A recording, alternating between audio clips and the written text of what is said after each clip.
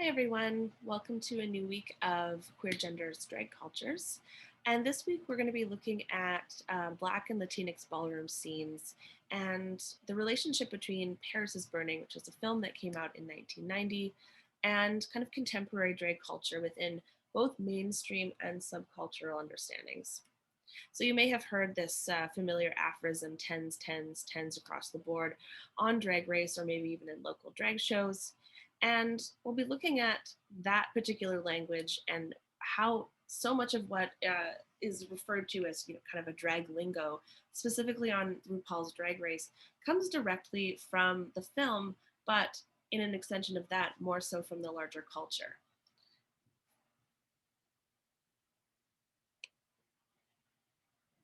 So this will just be a short lecture and kind of some foundational information around ballroom in relationship to the readings that everyone did for this week.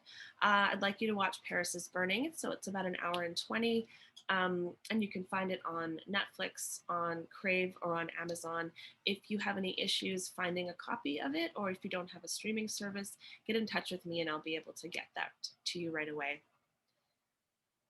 So when we talk about ballroom, um, a lot of these aspects that we associate with ballroom now have existed since the early 1900s and had this mass expansion in the 1990s.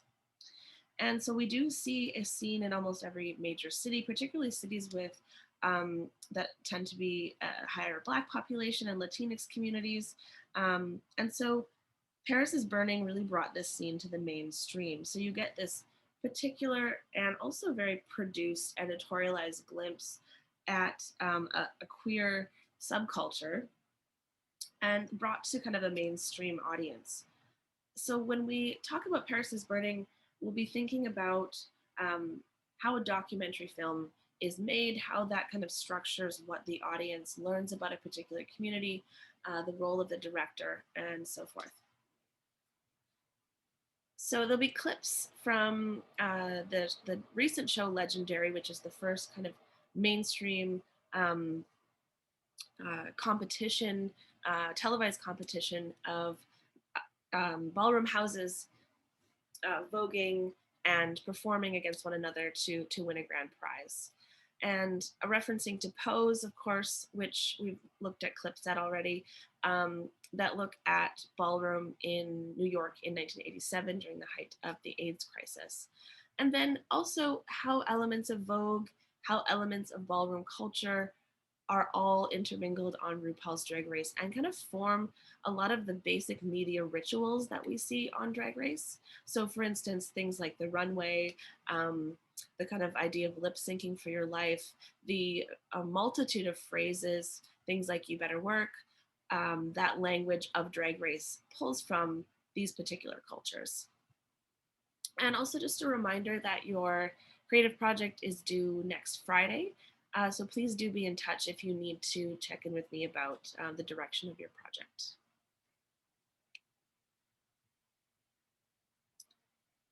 Just a brief overview of the readings for this week. So I wanted to provide a kind of a nuanced historical basis for talking about ballroom culture in relationship to things like race and gender, as well as class, but also give a bit of a background to Paris is Burning, and then also kind of a more contemporary analysis of this idea of gender and racial realness. So the first piece looks at ballroom culture in Detroit and theorizes or rather kind of maps out this the gender system in ballroom culture. So ballroom culture is very much structured around trans women of color.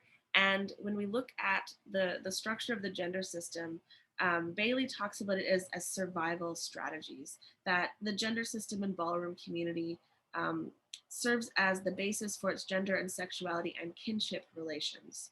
And so these categories that people walk in are very nuanced insofar as they do relate to life outside of ballroom culture. So there isn't this separation for people that are involved in these scenes.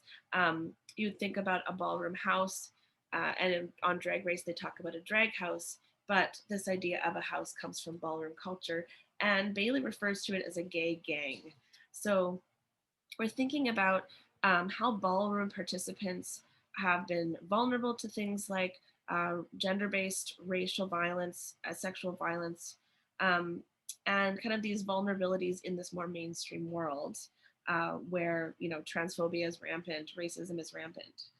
So um, the ballroom culture serves as this way to survive these kinds of systems of oppression. So the kinship structure is a really important thing that we'll be looking at. And as we watch Paris is Burning, I want you to be thinking about not just the terms that we see from Drag Race reflected on the film, but also the ways that the participants talk about their houses. And so many of you, particularly those of you who have done gender studies before, might be familiar with Bell Hooks. And so after the film Paris is Burning came out, Bell Hooks, this very well-known, very highly respected Black feminist scholar, uh, did a kind of analysis of Paris is Burning.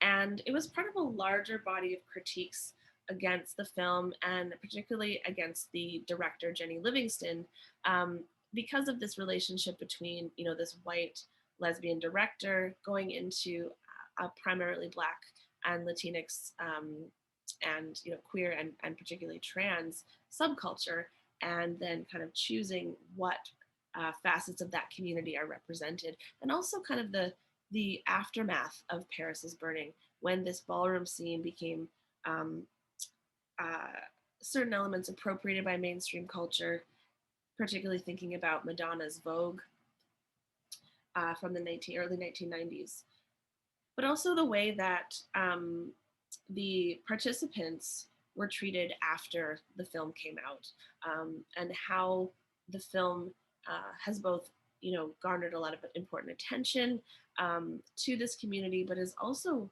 appropriated and kind of taken away the agency of a lot of people involved in the scene, and also ended up um, not providing enough support in the aftermath of the film.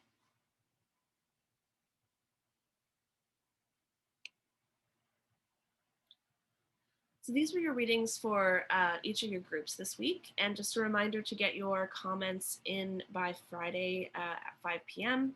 And if you're having any issues with accessing the board, or you think you won't be able to get your comments in on time, please let me know and I will try to do what I can to make that work.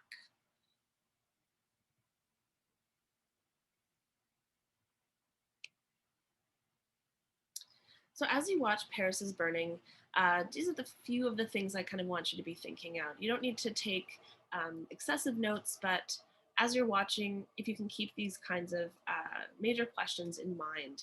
So consider the ways that Bailey and Hooks interpret the performances of gender, race, class, and sexuality in ballroom.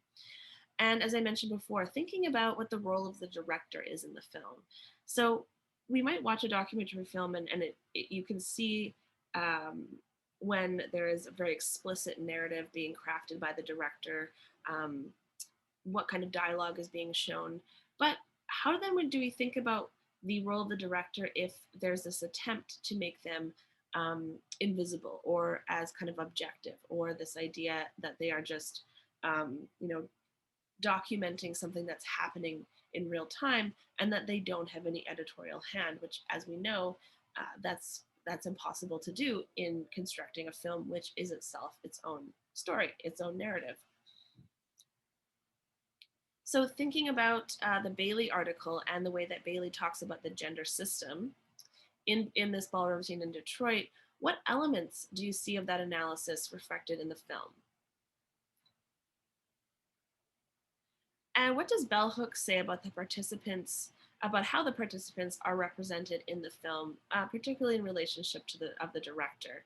So there's a very particular style that the director uses, and so it will include interviews between different houses, different figures in the community, and the way it documents things like trauma and experiences of racism and transphobic violence. Those are things I want you to pay attention to because those are some of the main things that Bell Hooks is responding to in her piece.